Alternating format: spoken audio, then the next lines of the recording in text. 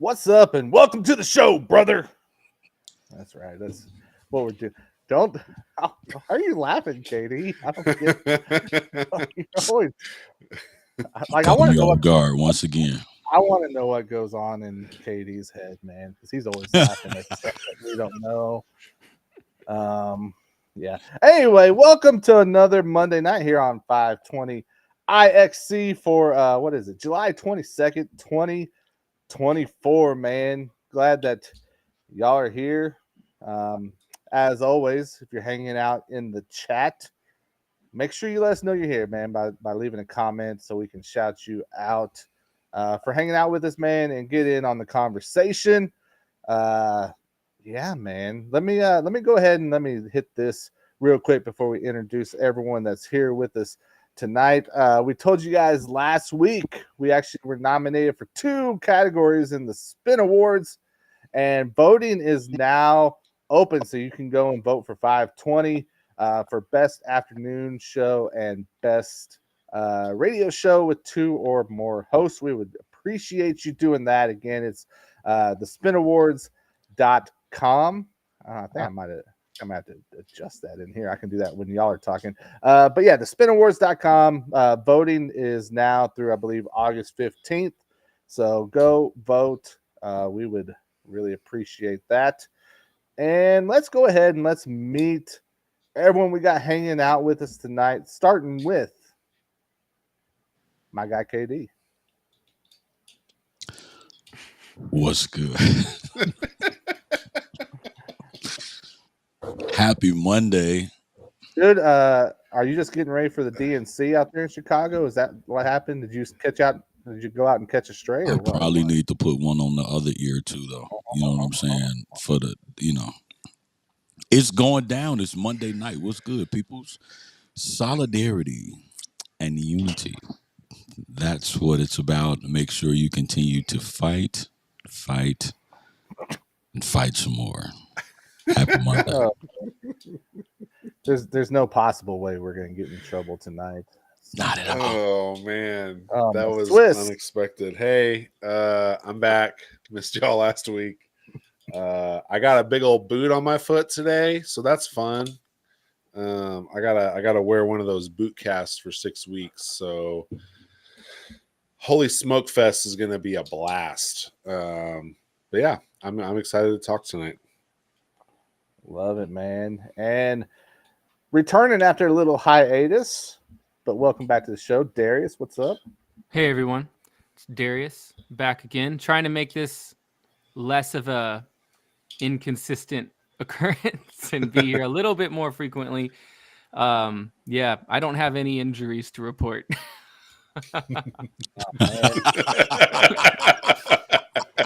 I don't my know why ears are fine, my feet are fine. All good. Dude, you're good to go.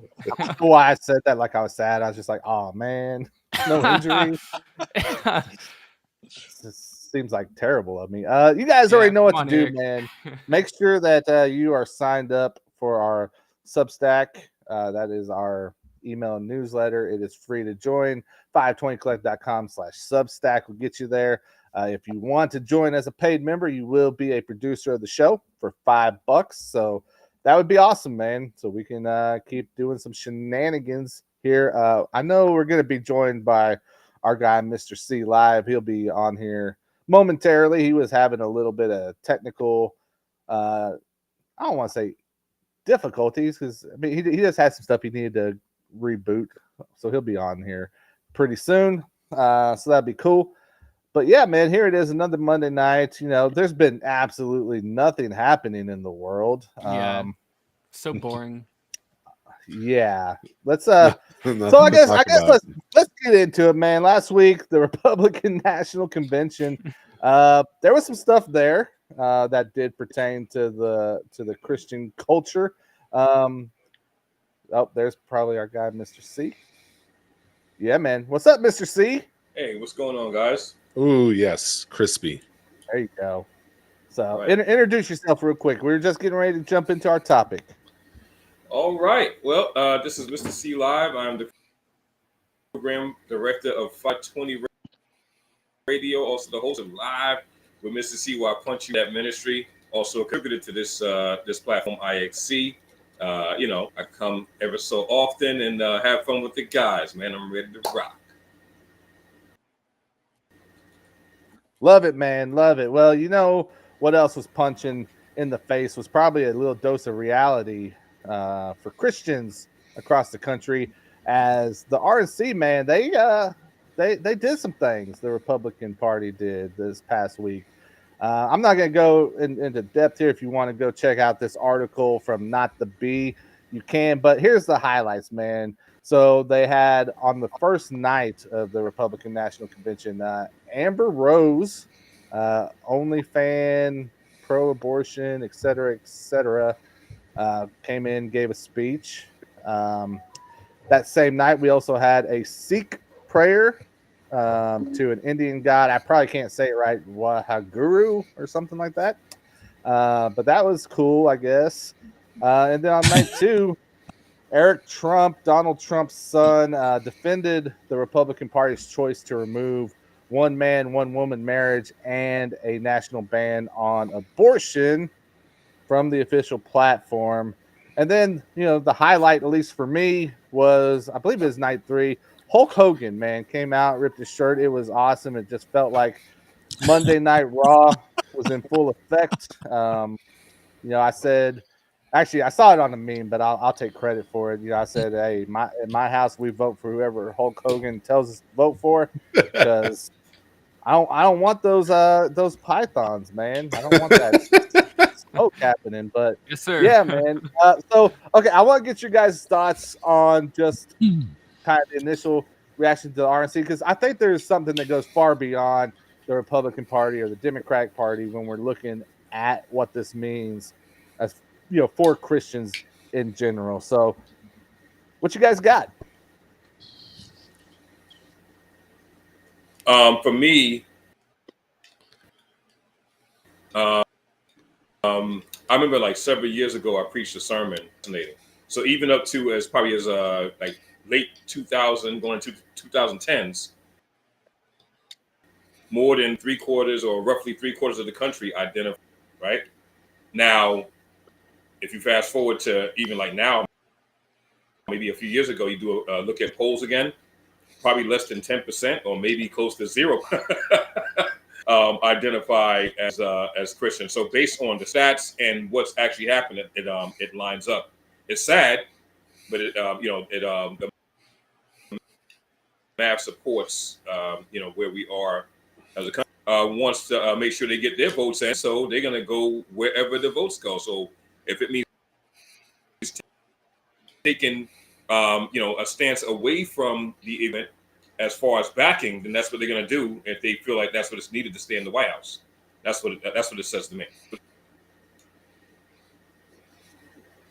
Yeah, I think it's a response to the Christian nationalist discussion, potentially. Like, hey, let's try and distance ourselves from this what everyone's saying, that we're going to be this handmaid's tale like dictatorship of Christian nationalists. So they get pro-Satanists and chic people to come out. They don't even put the word abortion in their platform statement, and they don't go back from man and woman marriage. And it's kind of disgraceful. And there's been people on maybe the other side of the aisle that have been like, these people don't care about this, and like, they're right. Like, they care about getting votes. And so like, we deserve every bit of what we voted for, and we voted for a bunch of people that don't actually have any like foundational support for any biblical issues. And so it's tough. I think I'm writing in this year, boys. Put your name on the ballot, bro. Do you Man, I don't want to do it. Scott. Write yourself on. You writing in Kanye? Nah, I'm gonna write in my pastor. Okay. I don't know. So to go along with Mr. C, because I know we talked about this, I don't know on what episode, but we did talk about, like, I think this was the first year, or maybe last year was the first year, that the majority of the country did not identify as Christian, to the point that Mr. C was making. So it dipped under 50% for the first time. So that's a factor, definitely. I think it also kind of goes into maybe not being honest about the true situation, right? So like, what's this guy's name here? Joel Berry, who wrote this article for Not the Bee. He asked the question, are we surprised by this action? And I think, for those who have truly been paying attention, who grasp the way things operate, you almost got to say no, right? But I'm sure there are some people who have been surprised. I think one thing that I've observed, I'm not like the most like politically in the know person, but Trump himself has kind of over the past year or so been slowly walking back how pro-life he is, to the point where it was like late 2023 he called a abortion ban in Florida like terrible or something, or like it was Arizona. He said that they went too far in their laws, and that's when he lost my vote. Was when he said that. Yeah, so exactly that. I just lost my vote, dog. I'm pretty sure Darius is correct though, that he also in Florida. Yeah, you're probably right. Okay. Yeah, there were multiple times he made headlines for like saying that basically I'm not that pro-life or whatever. And so I think it's pretty clear that what Trump has been doing has been like, all right, all these people like way on the right, he's got them in a chokehold and they're going to vote for him no matter what, a lot of them.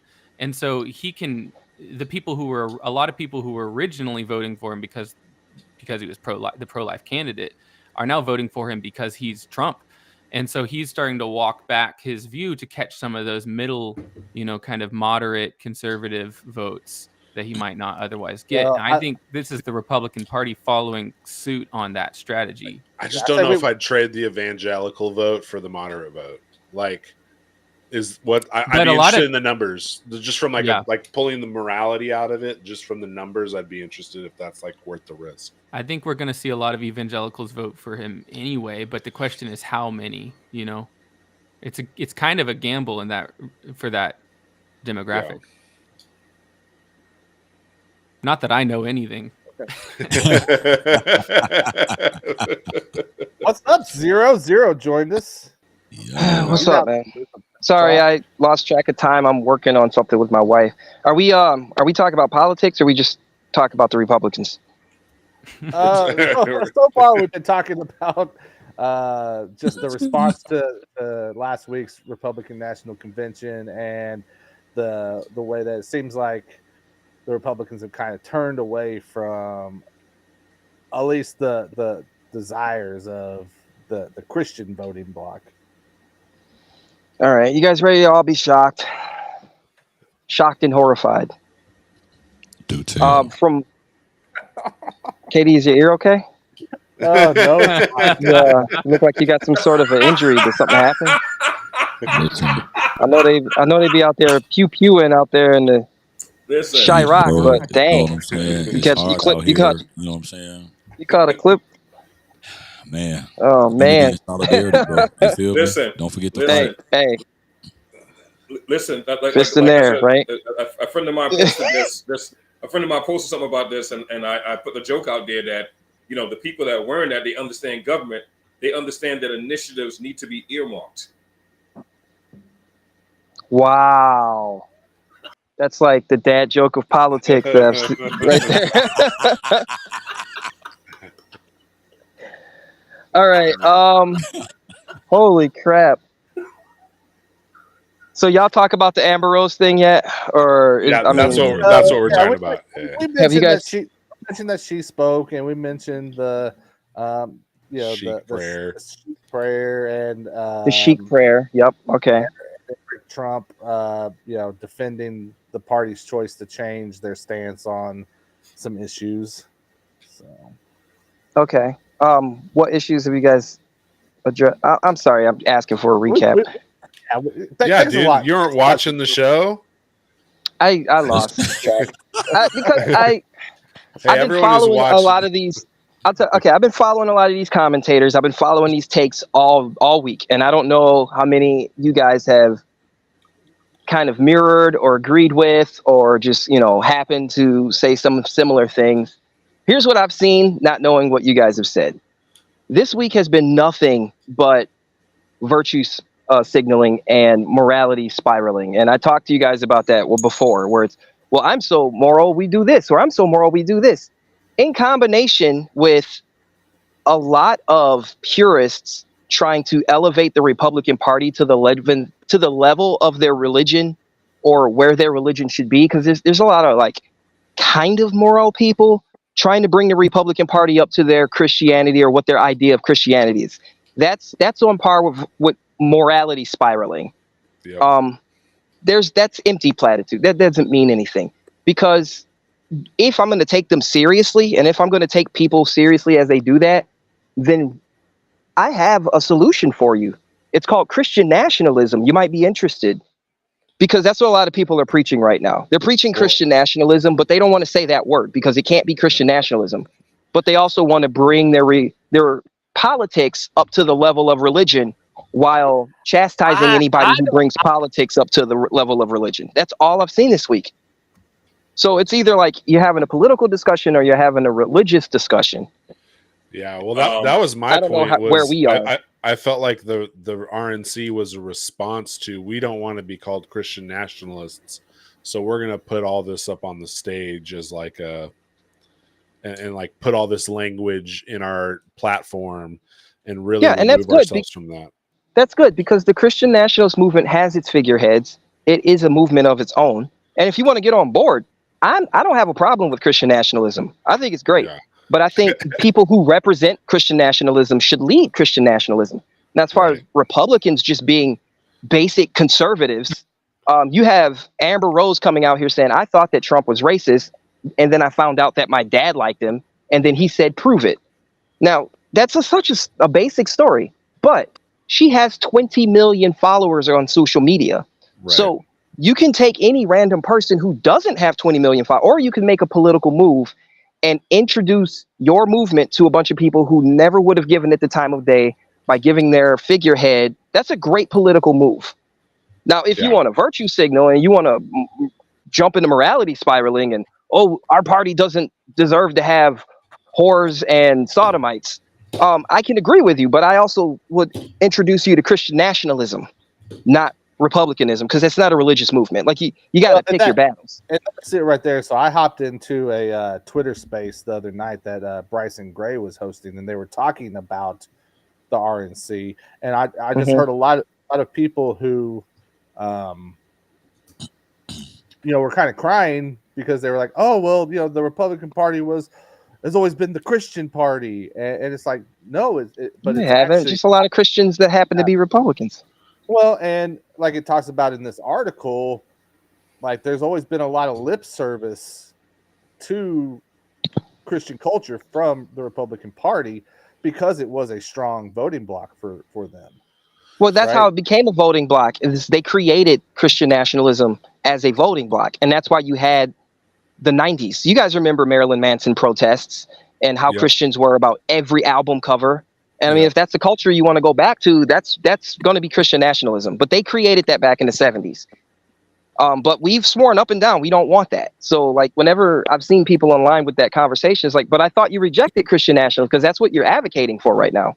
You just don't want to use that word. That's the problem, is because everyone uses a different definition for what Christian nationalism means, right? Like if you say that you're pro-life, you're going to get labeled a Christian nationalist now. It's like, well, that's a Christian thing. Because they want to conflate the sins of the Democrat Party and the KKK with republicanism. Exactly. And so you can't superimpose the KKK over Republicans and then call it Christian nationalism, but that's what they're doing. Yeah. Well, I think they're just caving to culture now, and it's just. I think the RNC was a lot of fun, and it was it had the silly moments. The Sikh thing was distasteful because again, it's not about religion; it's about politics. Like, what are you guys doing? You're virtue signaling to a very small religious base. Like, who are you trying to prove or please with that? The Democrats. I think we've let too many progressives into the Republican Party, because maybe that's definitely a progressive move. Yep. But I don't know, man. That's all it is. It's the progressives in the Republican Party, because there are Republican progressives that are virtue signaling to everyone. Oh, look how diverse we are. Like, that's not your platform. Yep. And then you have people acting like it's Christianity 2.0, and we have Christianity. We have a church. Yeah. Yep. So as I was watching it all unfold, it really came down to a question. It came down to this question for me, and KD, I'd love you to help me out with this, man. But I think what we got to ask ourselves in the Christian culture is, what's it supposed to look like as far as our engagement with politics goes, man? Like, what's your initial thoughts there, KD? So glad you asked, man. Hey, I'm glad I can make you happy. I know you're trying to heal and lean into this. You know what I mean? Because I'm trying to take care of my ear. He that hath an ear, a piece of an earlobe. He that have much of an ear left, let him hear. Let him hear. You know what I'm saying? Sorry, I don't have my cap on. You don't know a good thing till it's gone. I'm telling you. I'm just saying, though. You have 2 ears and 1 mouth for a reason, or an ear and a half. It just is what it is.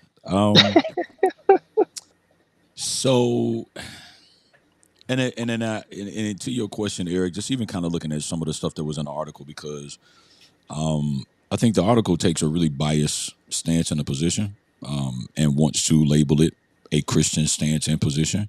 I hate the fact that, and I noticed that some of the things that the author was mentioning, you know, we were taught that politics were dirty, and we were taught not to engage, and the only time politics stood up was when it involved COVID or, you know, racial injustice, which I think was kind of a shot. Clearly, he has some feelings that he needs to resolve. I agree with him, though. Like, I understand where that argument came from. But here's the thing, though, because one, it's not something that the Bible teaches. So if we're going to talk about actual Christianity, then we're going to talk about how Jesus was for social justice, how Jesus fought for the equality, how Christianity introduces actual, you know, equitable stances for people. There's no longer Jew nor Greek, none of these things now exist or matter as a priority, as a category, as a class in Christ Jesus. So for us as Christians who understand, or who's supposed to understand the heart of God in these types of interactions, to make these types of assumptions without actually knowing what, it's just like saying that the scripture is in favor of slavery because slave masters, quote unquote, use Christianity to get the slaves to submit, which nothing can be further from the truth. Paul talks about men stealers. This is slavery. The Bible speaks against these types of things. Paul also talks about how, when you look at the story of, you read the book of Philemon, you talk about Onesiphorus, who was the slave that Paul is telling to go back to your slave master because both of y'all are supposed to be saved now. And so there should be an equity in the relationship there. Like, these are things that the scripture explicitly talks about, but we forget these things because we don't know enough. And we just want to go based off of feeling. And we want those feelings to fuel the fire. And the fire burns the building down until we're left with nothing to stand around, and then we latch on to something else. I just think that it's really immature and ignorant. And when I say ignorant, I mean it in the true sense of the word, the definition, unlearned. I think it's very ignorant to make these types of quotes and claims. One thing that I will point out that I hate to see is the fact that, one of the things that this article mentions is that, the country is under attack from demonic leftism. Dog, the Democratic Party is not the sin party. That's both not what parties are the. That's too hard of a definition there. Like no. There's a cultural pagan side to the leftist part of the culture that he's referencing. Listen to what I'm saying. But what's behind that, though? Satan. That's what he's calling out. Is behind all of no. That's not what this Arthur is calling. Okay, I see what you're saying. Preface the left. You know what I'm saying? Like, I wouldn't put that as a way to determine what this person is saying. Is that I hate the fact that this party that I've ascribed values, etc., my loyalty, all of this thing too, they're departing from that, and I have a problem with that. because now I don't have anything else to attach myself to. That's what this article is saying. But wait a minute. If you're a saint of God, then you should be a theocrat, not a Democrat, not a Republican. Kingdom citizen.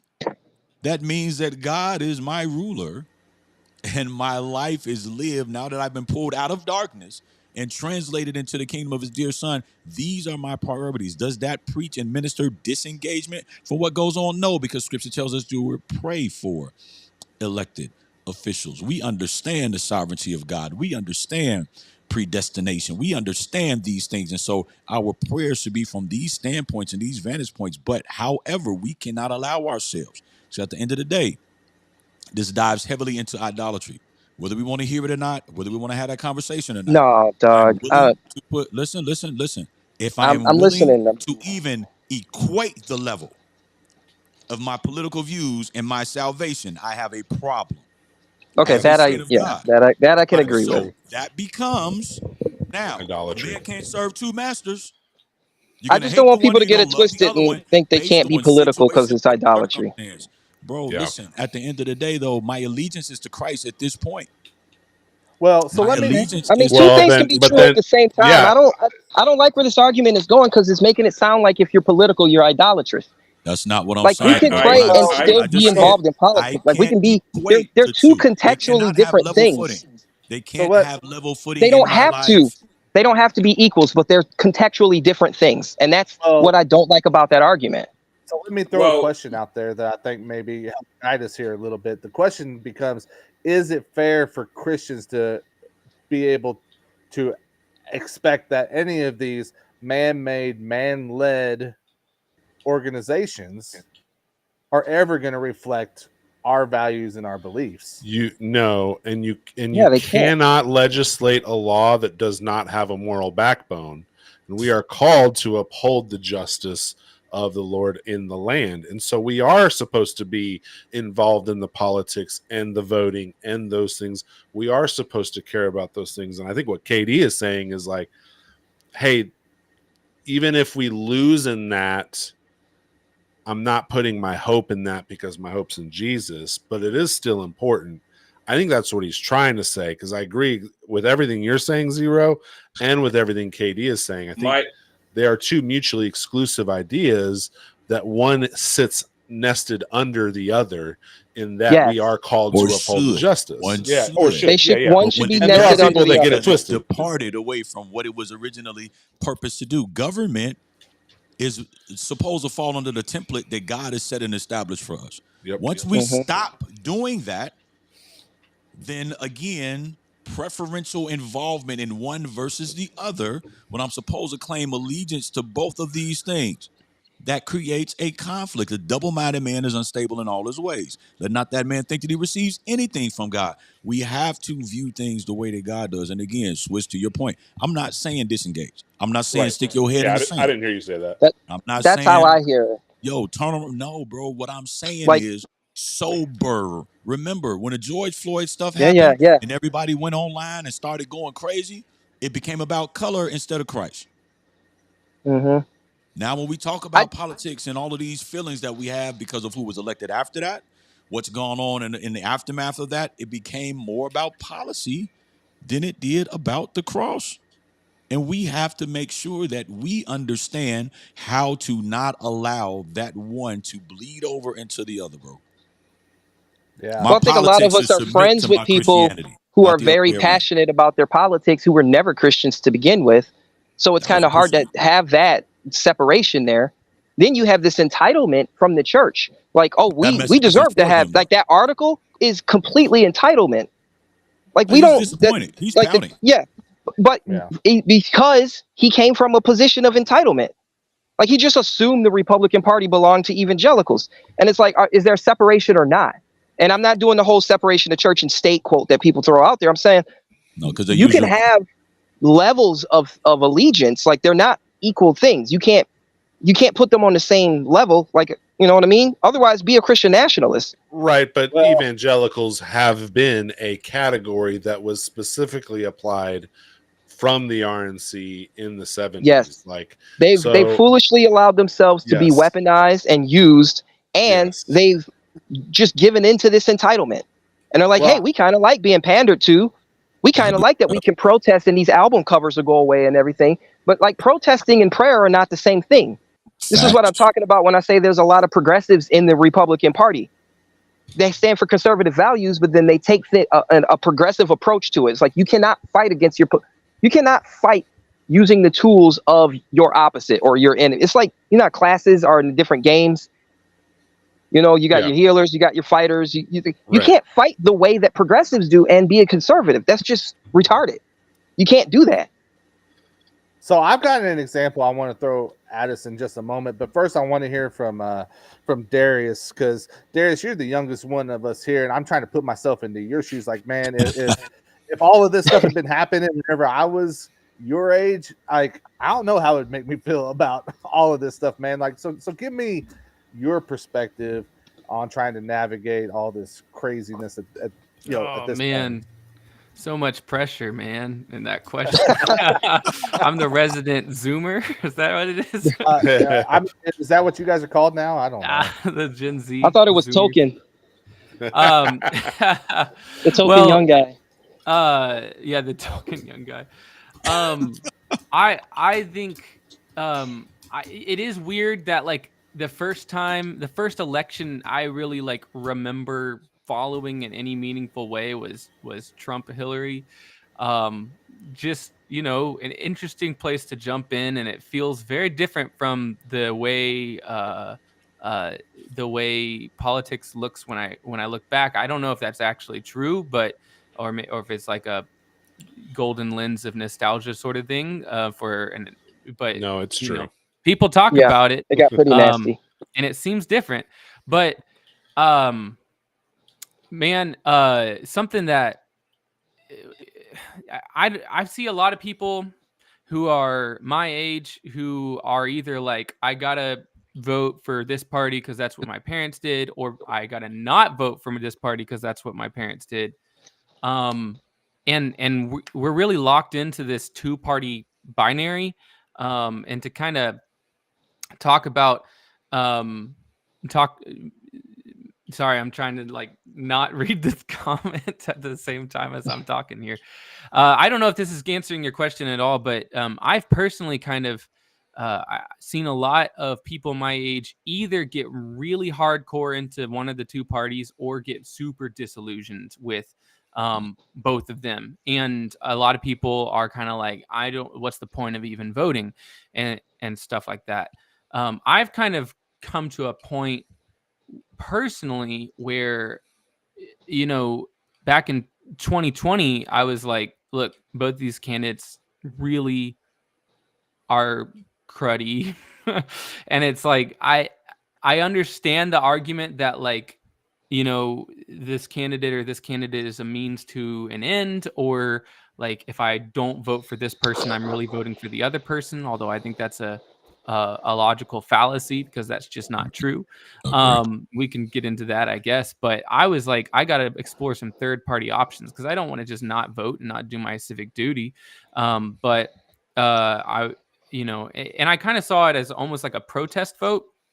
And this time around, I heard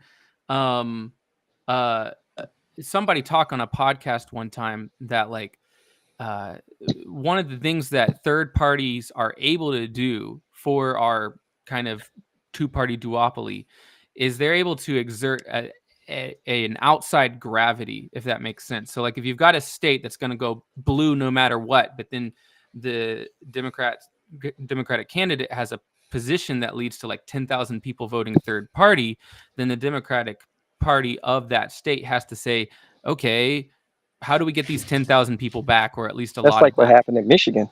Yeah. I'm not super where all familiar, the Muslims protested against Joe Biden because he wouldn't support their views on Palestine. Yep.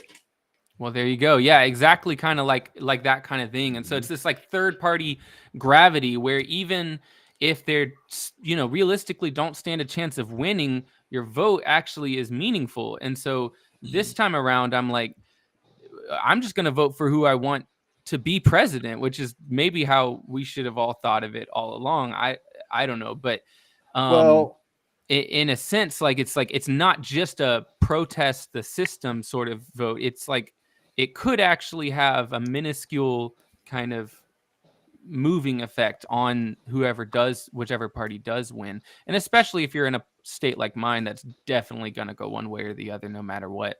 Yeah. So let me present this to you guys, because I think this goes like right along with what Darius is saying here. I think about, like, through the majority of my life, I've heard people that have said, "Hey, I'm a one issue voter," right? And there's been a lot of Christians that have taken that stance, and we know that one issue is abortion. Yeah, I meant to say something about that. and where we're at today, if that's the case, then there's not a person you can vote for. Well, so what does that leave for Christians? There is this party that I've been following for the past, with some interest, for the past few years, called the American Solidarity Party, and I just started looking into that last week. You did? Yeah. So I've been following. I first heard of them back when I was in college from a professor, and I started kind of following their Twitter and stuff, about a year ago, maybe more. And they are, I think, the only actually pro-life party left that has that as part of their policy stances. And so they've gained a whole bunch of followers and stuff since the Republican National Convention and stuff, because of people doing exactly what you're saying, Eric, is being like, man, I'm a single issue voter and I can't count on this party anymore. Well, where am I going to turn? It's like you were saying. I want to address that a little bit. Let's get Zero, because like you were saying, Darius, about doing our civic duty, and that's been my thing that I've been harping on, man, because I've seen a lot of people since last week when the convention went down saying, I'm just not going to vote. And I'm like, the thing I've always said is, like, fine, if you don't vote, though, don't complain. Don't say anything. Right, yeah, you can't complain. And look, you're not involved in it. So if tons and tons of people who are single issue voters, and that's why they voted for the Republican Party, all vote for the American Solidarity Party, even if the Republican Party candidate wins, the Republican Party is going to have to reevaluate their stance on abortion, right? And that would be a huge win. And even honestly, even if they don't win, right? To me, it's 4 years of whichever person gets nominated for the Democrats would be pretty bad, but indefinite years of a pro-choice Republican Party would probably be worse. I really want the Republican Party to see a lot of their voters flock elsewhere and say, dang, we shouldn't have done that. In 2028, we're going to bring back bring pro-life policies back into our stance. But that's exactly what happened when you start moving into that territory. It's going to be every year ebb and flow. So if the Republican is the pro, if we just make it about the one issue, abortion, and you institute a federal ban on abortion, then the next year they're just going to repeal all those laws when the Democrats have power, and then they're going to make abortion on their terms. And that's not what we want. We don't want to set that precedent. We live in Arkansas, me and my family, because I left Michigan because I refuse to subsidize abortion. And as long as the power is in my hands, that I can make that decision for me and my family, then we will vote with our feet by going somewhere where abortion is illegal. That's what the whole. But it's not illegal. It's not illegal, though, Zero. People are still ordering mail order abortion pills to your state. It's not illegal. Okay, look, I'm not talking totality. I'm talking for the majority and generically. Right. You have to live in the world that we actually have and incrementally work toward the better good. Yeah. And then to the people that say, well, I'm just not going to vote. So you're fine with incrementalism, just not back and forthism. No, I'm fine with making the compromise that gets you closest to your goal and then working toward that goal further. Where in the United States is it totally? Yeah, that's okay. That's fine. Man. You get a great view on that high road of your loss with that attitude, because you're not going to win. But you're not going to get your way. What difference does it make? I don't have the power anyway. Either way, no matter how you're not. I'm saying no matter how I do it, it's going to turn out the way it's going to turn out. Where does that exist? Where does that exist? In the 100%. Bible. No. Geographically in the United States, where does that exist? What? Where it's 100% illegal. Because I live in an RV. I can. Me and my wife can talk about that. We have a list of issues that we live by. Yeah, where are we going to go? Abortion. Abortion You is can get largely an abortion in every state in this country right now. Okay, then it's not an argument. What you brought to the table, there's no compromise. It's not an argument. That's my point. I'm not willing to meet somewhere in the middle where it's on the table. I'm fully for. There are areas where people are fighting to get it, and we're pushing back with our votes. But it's more likely that we push back here than in Michigan, is the point that I'm trying to make. Sure. Taking the high road and just saying, I'm just going to dig in my heels, reality's not going to change for you. Like, good. Reality doesn't have to change, Zero, because the reality is Jesus Christ is King. Well, and it doesn't matter if we get specifically, but I'm saying for every like politics, it is a pool of percentages. The container moves and grows based on who is in or out. But the percentages is what matters. So if you don't vote, you just make that pool smaller. The percentages aren't going to change because you dig in your heels and say, well, I'm just not going to vote. I'm a two-party or I'm a single issue or whatever. Nobody cares. Do you have the strategy, the political strategy to get that percentage on your side? That's the only thing that matters in politics. Now you can pray that you will get the strategy or you will learn how to work with people. But if Jesus wants us to be shrewd, it's not shrewd to want to just change the nature of politics because you don't like it. Like it's not here so you can like it. It works the way it is.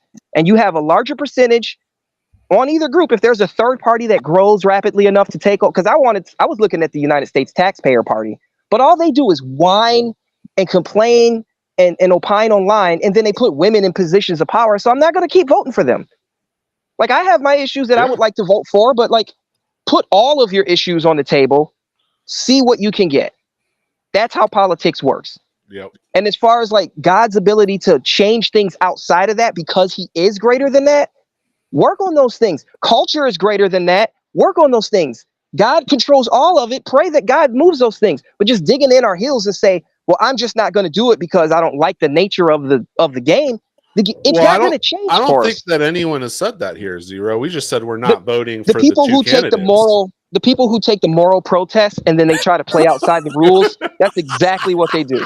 Right, but we're not talking about them. We're talking about us right here and saying I thought we were talking generically. Like, I don't know. Well, remember, bro. Remember, I thought we were talking generically. To people isn't for the general. Remember, our lens is scripture so that we as Christians know how we ought to engage. So this message that we're sharing tonight may not necessarily be for everybody. It's not just because you live in the United States. You're a U.S. citizen and you have the ability to be able to vote. The kingdom people, we need to make sure, bro. Lawson LNF is wilding out. We need I need to open the comments. I can't even see it. That we understand what our perspective ought to be, man. And at the end of the day, again, because God is sovereign, things are either allowed or ordained, but they do not happen without him knowing about it.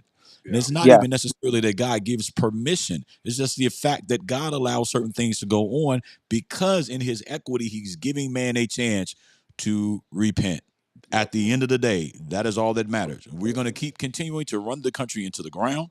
We're going to continue to take advantage of each other. We're going to continue to burn the world out of natural resources. These are the things that are spiraling out of control because of what the word of God tells us and what we see. There is sin in the earth. So even to my point earlier, well, this guy's like, yo, demonic, leftist, et cetera, but there's sin on the Republican Party part. And now, when you start removing those things that people could get behind, even if it was false, even if it was fake, even if it was lip service, we're just, we're pandering to this group of people. Now they're like, oh, we don't care about y'all.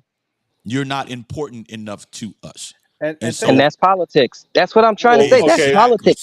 That's the nature. It is. So putting your hope in that, like, look in Europe, because you said it's not just in America. Look at Europe. They voted, and what is it? Britain, right? Great Britain, they voted for Brexit. And then the UN or whoever was in power, they were like, well, we're going to have another election. And then we're going to have another election. We're just going to keep doing it until you vote right, meaning until you vote the way we want you to. So these people feel like their power is limited because the electoral system does not really work in their favor, even though they're France is having that problem right now.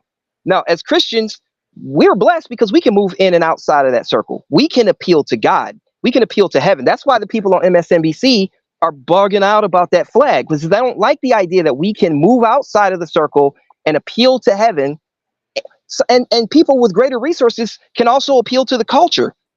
So we have two realms bigger than politics that we can appeal to when they wilding out in politics.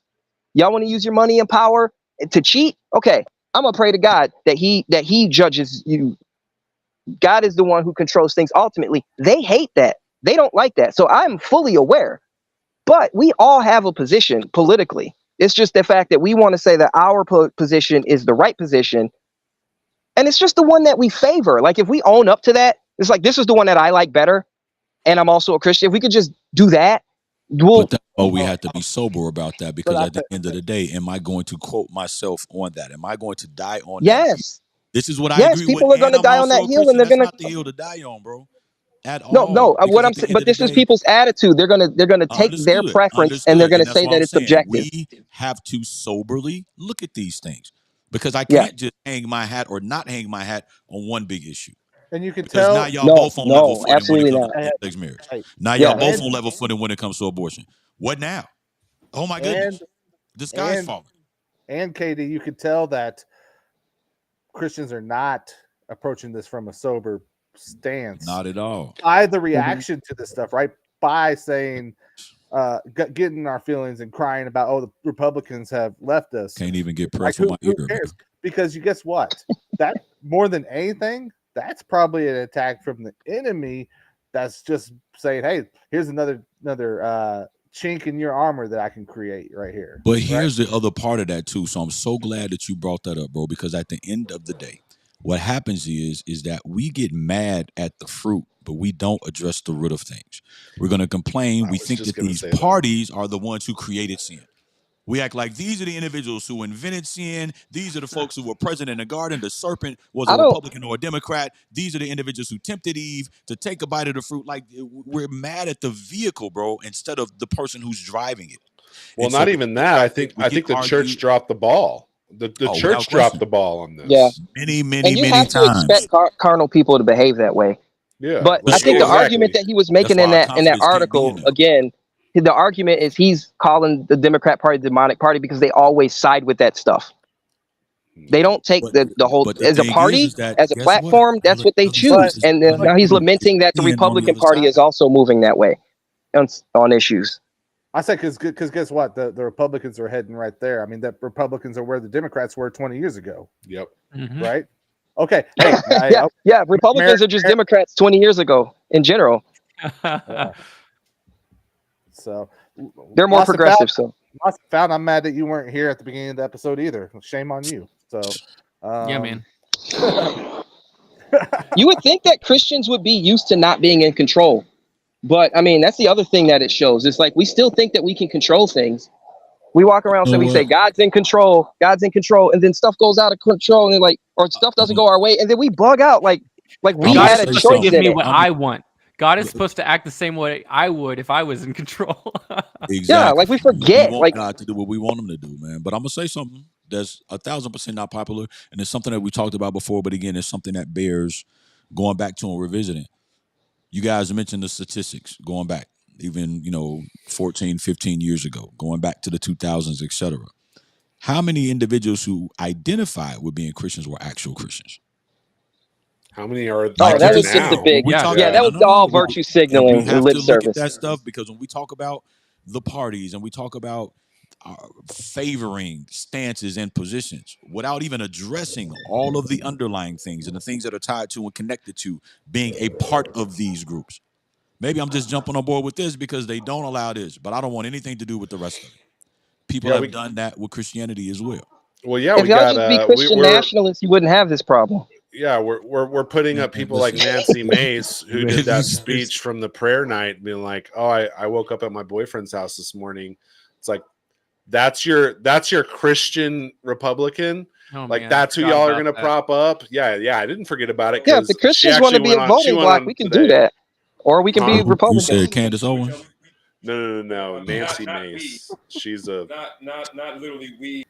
Not literally we on this platform. I was saying we as a body are observing what Katie mentioned earlier, the idolatry is at an all-time high. And in this case, and I would say the same thing if it was happening in the Democratic Party. But right now, the Republican Party, and especially Christians who are Republican or really viewing this man as a Republican, they are engaged in idolatry at an all-time high. So we can't even get to what y'all are talking about as far as... Hold on, back up. Stop the bus. Back up and say that last sentence again. The Christians that what? The Christians that are Republican or are supporting the Republican candidate are engaged in idolatry. Not all, but a lot at an all-time high. People I go to church compared to what? I'm not comparing it to anything. I'm just calling it as I see it. Bro, compared to what? The Christians who are Democrats? Hold on. That's the implication. Hold on. Not necessarily. I said a lot of Christians don't even vote. I'm looking at what's happening. Hold on. I'm talking about the people. I can look at people I know personally that are tweeting out, this is a man of God. He's sent by God. God is using him. What is that? Is it true? How do we prove? Okay, two of those statements can be true. Though. Two of those statements can be biblically true. Two things can be true at the same time. You can't sit here and say we have to pray for the president. He can't use Trump. And then say he doesn't. Like those two things are incongruent. No, I'm not. Yeah, I'm not gonna let you get away with that one. God can use. He can use Nebuchadnezzar, but he can't use Trump. And he can use Biden. I'm not saying God That's can't the implication, right? That's the implication, right? I'm not talking about that context. Zero. Okay. All right. I'm gonna shut up. I'm not talking about that context. Well, you said with this people. Wait, hold on. Okay.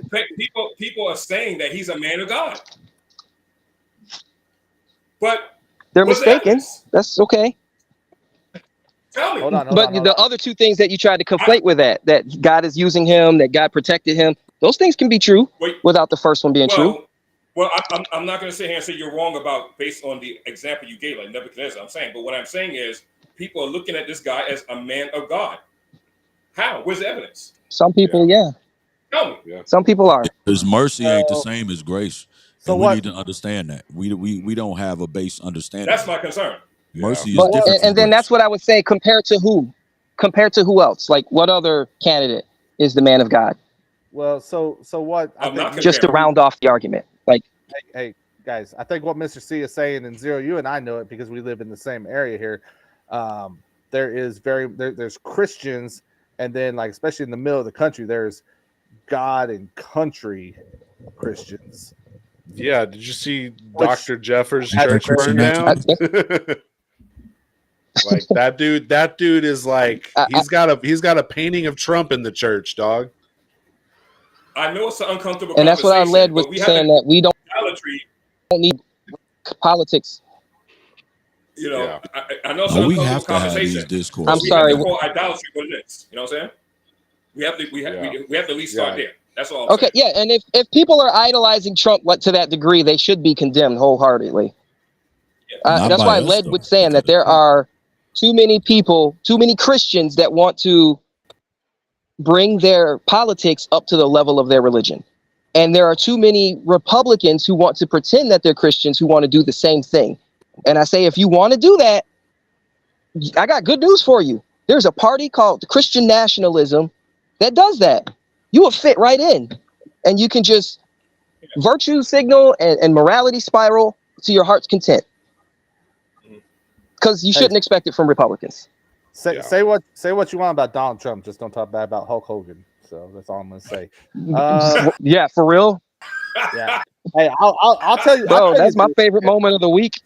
I'll tell you this, man. Like the thing is we're sitting here and it's still only June or July. It's still only July, right? We still got a handful of months left to go here, and I think just because it seems like one party has kind of walked away from Christian values, it doesn't mean that there's not still an opportunity to impact this election in November. I think we just got to get kind of refocused and understand the role, because I think it's different than what a lot of us within Christian culture have viewed it to be for a very long time, and it's time for us to kind of come to grasp with that. Yeah, we're the adults now. Like most of us are in our 30s and 40s, and our parents' way was wrong. We can admit that. That's fine. Yeah. It's time for us to just be the adults and the men in the room. Go ahead, Yeah, Swiss. I think there needs to be like some sort of, I don't know how to say it. Like I think most people maybe in my position who are kind of what you were saying, Darius. I'm not a 1 issue voter. I'm more like a 3 to 4 issue voter. But the number one on that list is abortion, and it's like I'm just not going to vote for Trump. I'm just not. Like I can't.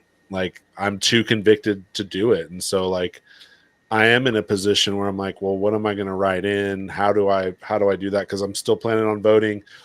I have a friend who works for a anti-abortion like agency here in Texas, and he goes to these people's houses to say like, will you sign this bill that talks about this? And you know, he gets half measures from some of these Congress people in Texas, and it's like when he gets that signature, it's like he's like, make sure you vote for this guy because he actually believes in this thing this person didn't, you know. And so it's like you kind of gotta find these things out and do your homework and listen and look and figure it out, but it just takes more work and more time. And I think it's time well spent if you're gonna have a clean conscience about being politically active as a Christian. And that's the problem, man. Too many of us just read headlines and listen to sound bites, and that's what we base everything off of. We don't take the time to actually research, to be knowledgeable of what we're looking at. Yeah. That's a big problem. Our Bibles nowadays too. That's why I do think that Trump. You hate it. Go ahead. I hate it when people. I understand the temptation, but I hate it. I've heard people over the past many years be like, you know, I didn't know half the people on the ballot for my local election, so I just checked the box with whoever said that they were Republican or whatever. And it's like sad. I understand that, but like, come on, like you've never even heard of just take an hour and at least read up on some basics before you go to the booth, you know? Yeah, but it's hard. You got to do the work. It's very difficult to get to know anything about, like the closer you get to local politics, the more devastating the consequences. And I can tell you firsthand, because I dipped my toe in there and stuck my face in the fire and I got burned. The local politics is for real, for real. Yep. I'm not saying don't do it, but I'm saying like it's harder to find that information. And the people who they check just Republican is because there's this idea or this concept that you pick the conservative who can win.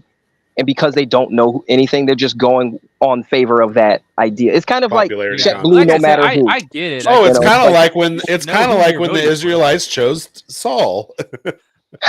Hey, what she said, that comment you put up there, I was gonna say the Democrats are probably more closer to that because they're y'all Democrats out there watching and listening, you're not going to get a chance to vote for your nominee. They're just going to anoint somebody and tell you who you vote for.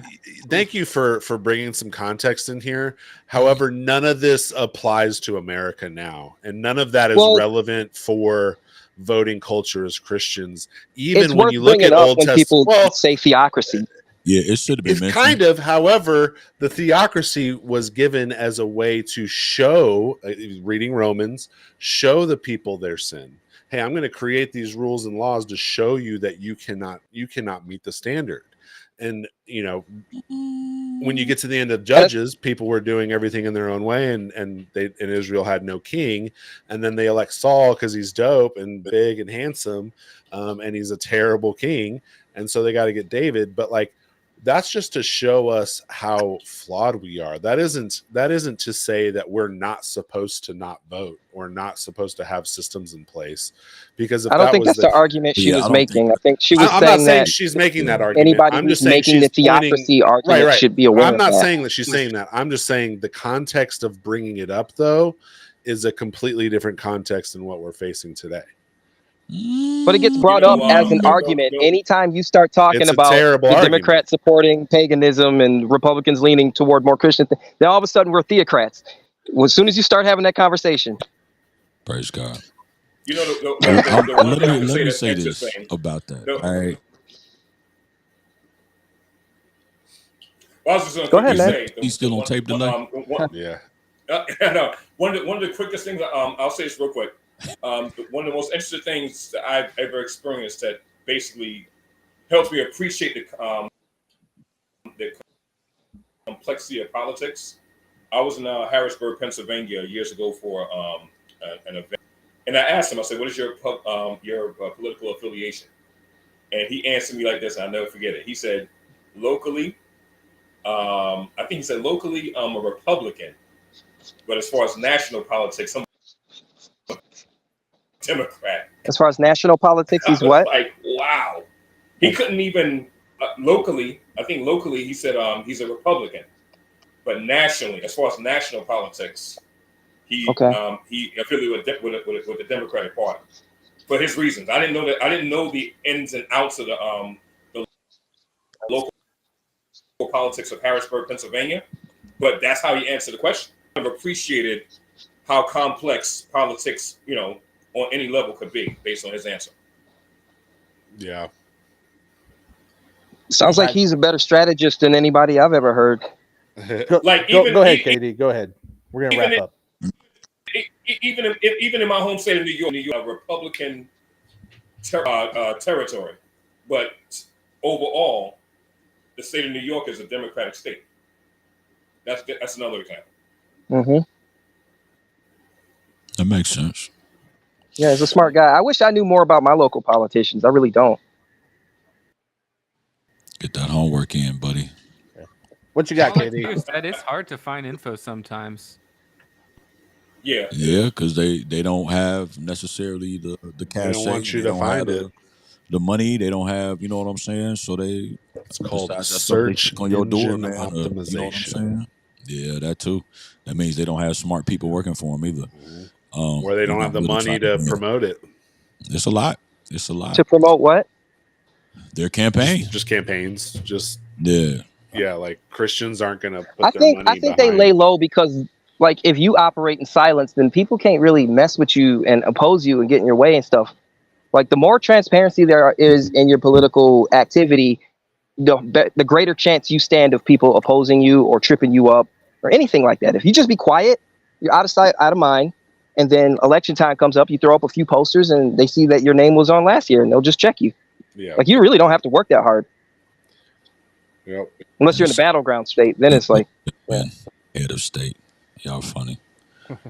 Which is what I suggested yesterday. I don't think that like political strategy has anything to do with morality, really. I think we just let a lot of corrupt and dirty people operate it because we want to believe that it's a moral. Like it's not that hard. It's just be a Christian and be a politician. You can do both. It's tougher than you think, though, bro.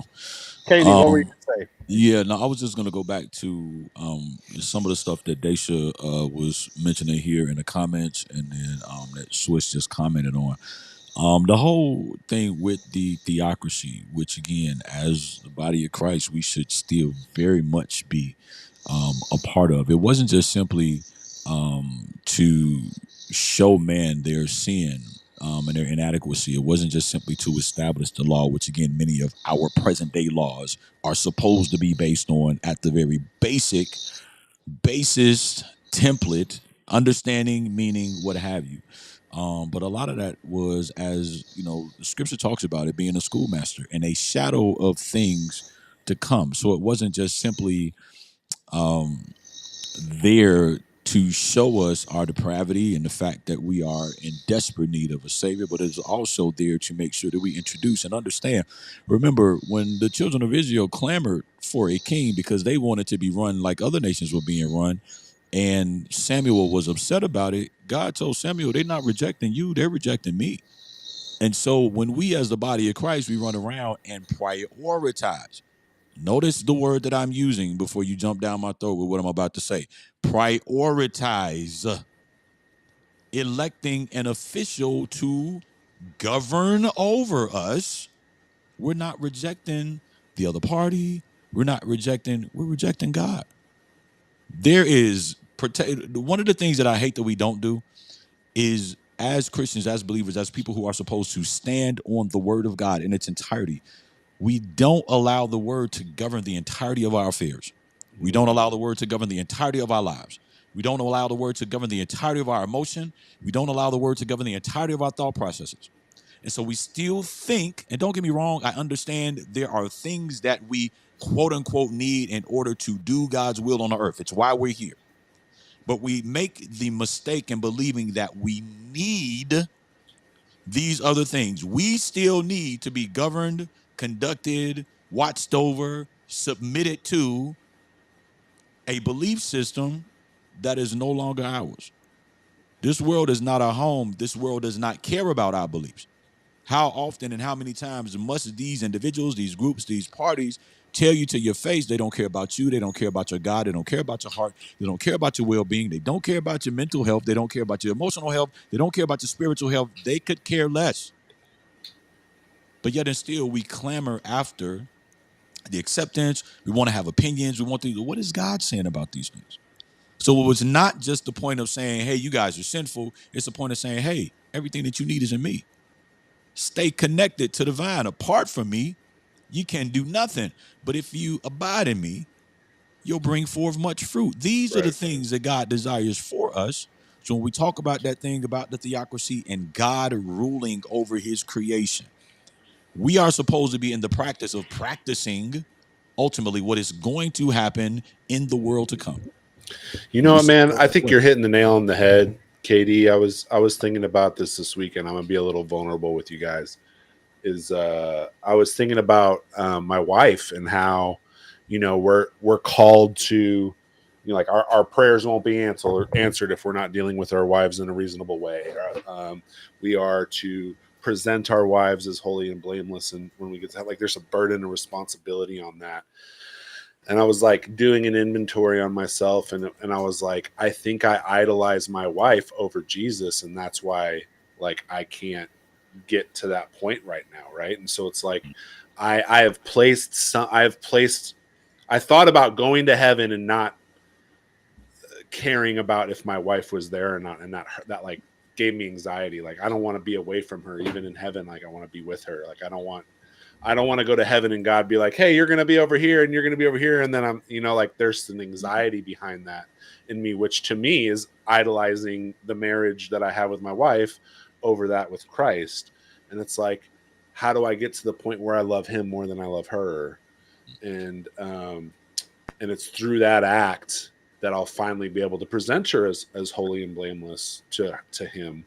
And that same thing can be applied to every other area of my life, right? Politics, work, friendships, how I deal with my family and whatnot. And so, you know, I 100% agree with what you're saying about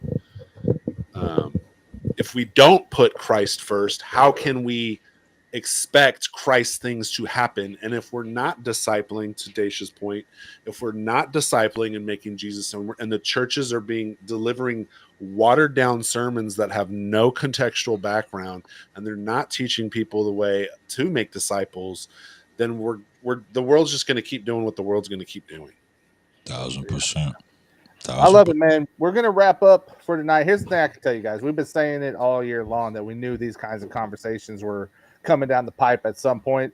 We may be at that place where, you know, we can't avoid some of these conversations very often for the next little bit. We are not a political show, just so you know. However, there's some of this stuff that is related to the culture and what we need to be doing and we need to be aware of, and we need to, you know, we can't just turn blind eyes to it.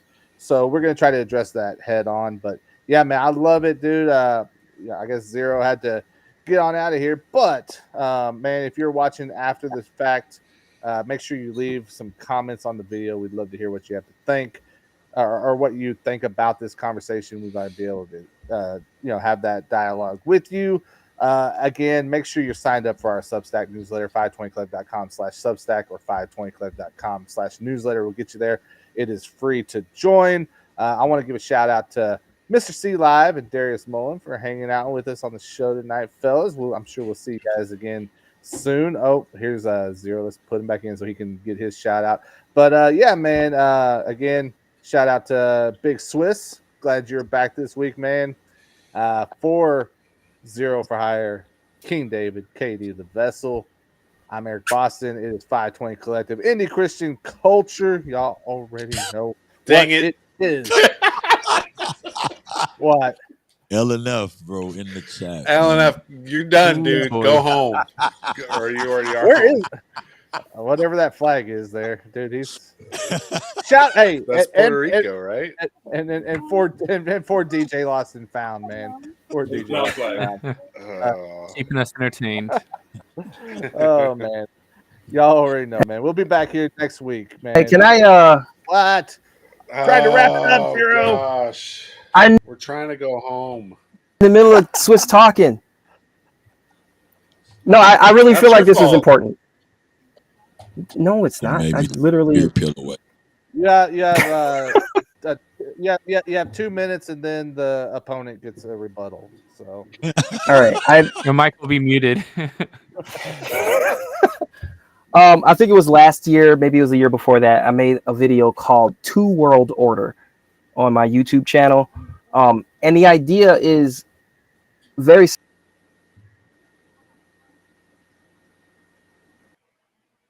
Uh-oh.